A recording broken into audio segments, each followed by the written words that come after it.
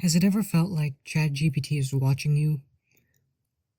Have you ever felt uneasy thinking that those AI chatbots know you the same way your friends or family know you? That they know exactly what to say and how to say it to keep you satisfied in the conversation? The good news is AI doesn't really know what it's saying. The bad news is AI does a really good job of making it look like it knows what it's saying. ChatGPT, Gemini, Claude, they're all LLMs, large language models. They're made to simulate human speech and communicate with people. These models are trained on text data, and they're very good guessers. To understand how an AI constructs a cohesive response, you have to first understand machine learning. This is the process by which AI models learn. They learn in a similar fashion to humans by classifying data and using that information to make predictions in the future. There are two methods: supervised learning and unsupervised learning. Supervised learning means the data is already classified into different categories and shown to the AI model, which then learns what these different categories are. Once it sees an unclassified piece of data, it can determine which category it belongs to. Think of a teacher explicitly showing a student different photos of cats and dogs and telling them, this is a dog, this is a cat. Then the next time a student sees a photo, without help from the teacher, they know it's a dog.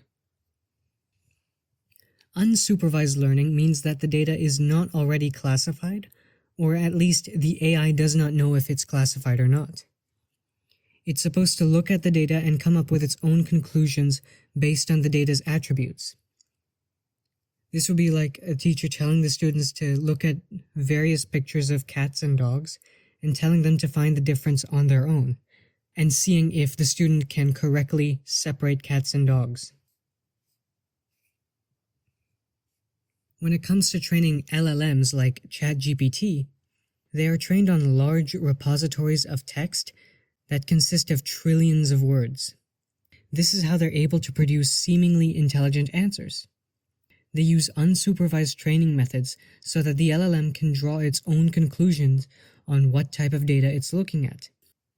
Since the repository of data is so large, LLMs can determine with great accuracy how human grammar works. In addition to learning grammar, the LLM also learns context.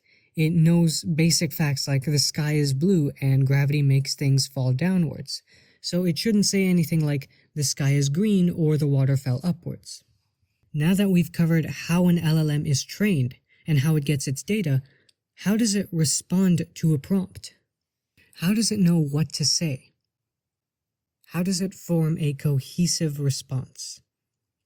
The training process for an LLM teaches it what to say and how to communicate with a human because it is picking out the next word in a sentence with statistics and grammar rules. It's basically guessing word by word what the response should be based on what the prompt was, and based on the words in the prompt. There's a thought experiment that elaborates on how AI forms responses called the Chinese room experiment. A man who cannot speak Mandarin is put in a room. Inside that room, there's a rule book for every possible prompt and response in Mandarin. Outside that room, a person who can speak Mandarin writes something on a piece of paper and slips it in through the door. The man on the inside matches that prompt to a response according to the rulebook and is able to come up with a seemingly intelligent answer. To the person outside, they're able to have a proper conversation, but to the man on the inside, he's just matching prompts and responses without having any clue of what's actually going on. AI is doing this all the time. Its rulebook consists of trillions of words and grammar rules. Here's an example of a simple prompt and response. I ask ChatGPT, "What color is the sky?" It responds, "Usually, the sky appears blue." and then goes on to elaborate on exceptions like during sunset or sunrise. My question was about the color of the sky, so it knows not to talk about anything else. Meaning it knows not to use words not associated with the word sky. It already knows the context behind the color of the sky. Usually it's blue, but it can be different colors depending on time of day, hence the first word, usually. Then it adds a comma because a comma is most likely to follow the word usually. Then it adds the word the, and after that it knows I asked about the sky, so it adds sky. It does this process, word by word, building the response in seconds. But how does it know which words are associated with each other? It uses something called a vector embedding. The way this works is there are many random vectors that can be represented on a 2D Cartesian plane. Then each word is assigned a random vector value. Next, the LLM is given a large amount of text data and analyzes which words commonly appear together. When it makes a prediction and gets that prediction wrong, it will adjust the vector appropriately. Going back to the color of the sky example, I could have the following incomplete sentence: the color of the sky is blank. If the AI guesses green, that's wrong. It will move the vector for the word green away from the word sky. If the AI guesses blue, it's correct. It will move the vector for the word blue closer to the vector associated with the word sky. This was an oversimplified look at vector embedding, and if you want to learn more, I'll include some resources in the description. So what does this all mean? This means that the AI doesn't know what it's saying to you. The same way the man in the room doesn't know Mandarin, the AI doesn't know English.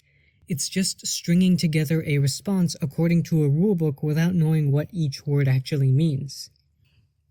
The result of this type of AI training is that there can be hallucinations and bias in the AI itself.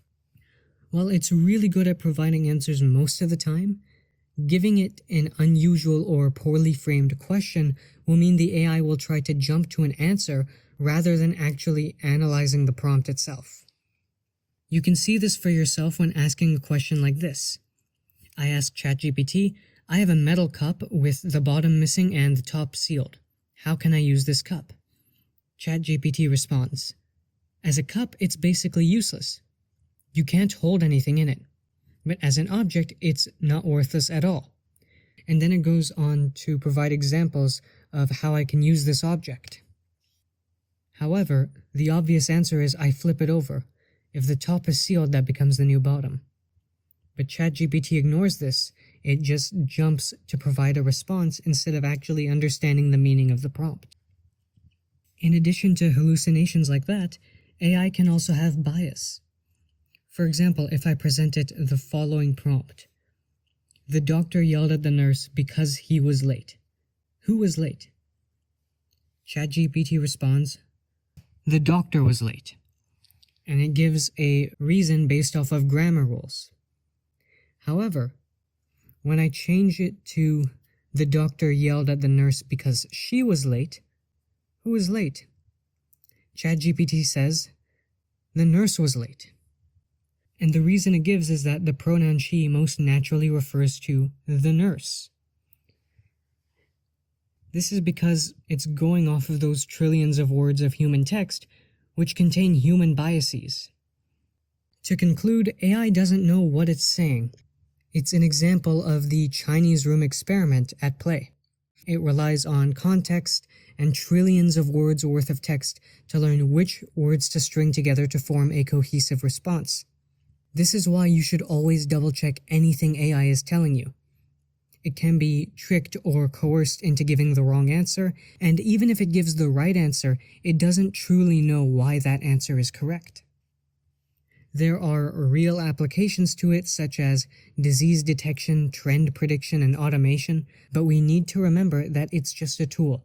Double check everything it tells you, otherwise you risk handing in something that has simple mistakes and simple errors that your work would otherwise not have. And remember to be clear with the prompts that you give. More ambiguity means less accuracy. And that's all for now, everyone. Thank you for watching the video. Feel free to leave feedback in the comments.